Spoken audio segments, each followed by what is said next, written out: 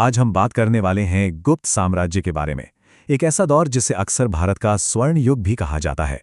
लेकिन सबसे पहले ये सोचना जरूरी है कि आखिर किसी भी दौर को स्वर्ण युग या गोल्डन एज क्यों कहा जाता है। क्या होता है इसका मतलब?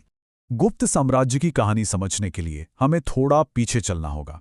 उस समय में जब भारत की जमीन पर कह सकते हैं एक तरह की उथल पुथल मची हुई थी। देखिए, हुआ ये कि जो महान मौर्य साम्राज्य था, उसके पतन के बाद भारत में एक राजनीतिक खालीपन सा आ गया था। सदियों तक देश अलग अलग हिस्सों में बटा रहा। मतलब पूरा उपमहाद्वीप छोटे छोटे राज्यों में बटा हुआ था। शुंग थे, कुषाण थे, और ये सभी ताकतें आपस में ही सत्ता के लिए लड़ रही थी। ऐसे में एक ऐसी शक्ति की जरूरत महसूस हो रही थी जो सबको एक साथ ला सके, जो स्थिरता दे सके।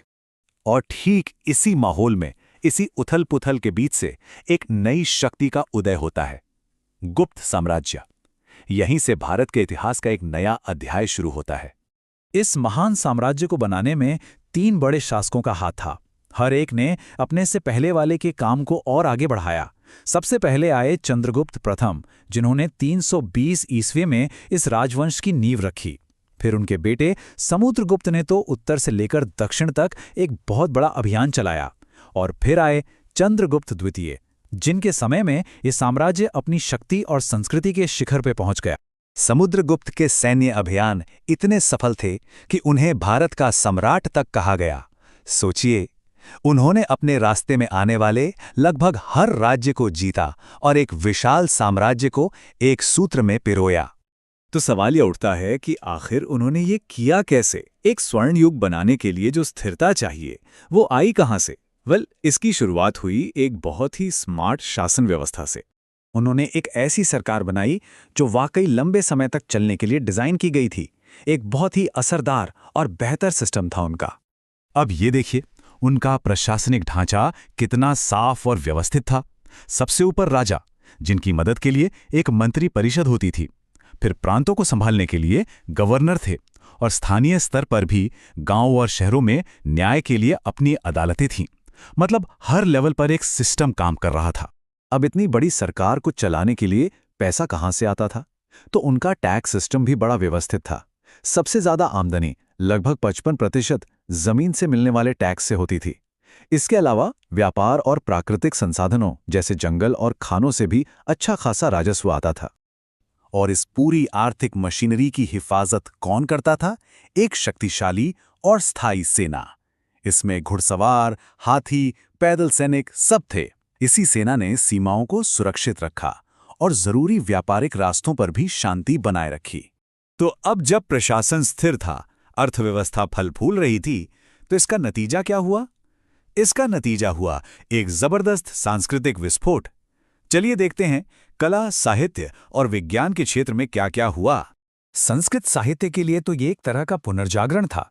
कालिदास, वात्स्यायन जैसे महान लेखकों ने इसी दौर में अपनी वो रचनाएं लिखीं जो आज भी अमर हैं। और सबसे अच्छी बात ये थी कि ये सब एक धार्मिक सहिष्णुता के माहौल में हो रहा था। वैदिक परंपराओं को तो संरक्षण मिला ही, साथ ही बौद्ध और जैन धर्म भी फल फूल रहे थे। इसी दौर में हमें शानदार मंदिर देखने को मिलते हैं, मूर्तिकला के बेहतरीन नमूने, और हाँ, अजंता एलोरा की वो अद्भुत पेंटिंग्स भी इसी समय की देन है। तो बात सिर्फ कला और साहित्य की नहीं थी। ये दौर असल में ज्ञान का दौर था। गुरुकुल, विश्वविद्यालय और मठ, ये सब सीखने के बड़े केंद्र बन गए थे, जहां कला से लेकर विज्ञान तक हर चीज में शिक्षा नई ऊंचाइयों को छू रही थी। तो अब सवाल आता है कि इस पूरे स्वर्ण युग की विरासत क्या है? आज भी ये साम्राज्य हमारे लिए क्यों इतना मायने रखता है? लगभग 230 साल, ये कोई छोटा समय नहीं है। इतने लंबे समय तक चले इस साम्राज्य ने भविष्य के लिए एक मिसाल कायम की। तो कुल मिलाकर इसकी पहचान क्या है? एक तो इसने लंबे समय तक राजनीतिक स्थिरता दी। दूसरा, जबरदस्त आर्थिक तरक्की को बढ़ावा दिया। कला, साहित्य और विज्ञान अपने शिखर पर पहुंचे।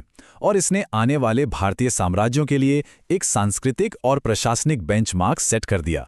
यहाँ एक बात कही गई है, इस अवधि में शिक्षा, विज्ञान और कला का ऐसा विकास हुआ कि इसे भारतीय स्वर्ण युग कहा गया। और ये बात बिल्कुल सटीक बैठती है। ये सब मिलकर ही तो इसे एक स्वर्ण युग बनाते हैं। तो आखिर में एक सवाल हमारे सामने आता है कि इतिहास का ये स्वर्ण युग, आज की हमारी इस आधुनिक दुनिया को क्या सिखा सकता है? इससे हम क्या सबक ले सकते हैं? इस पर सोचना वाकई दिलचस्प है।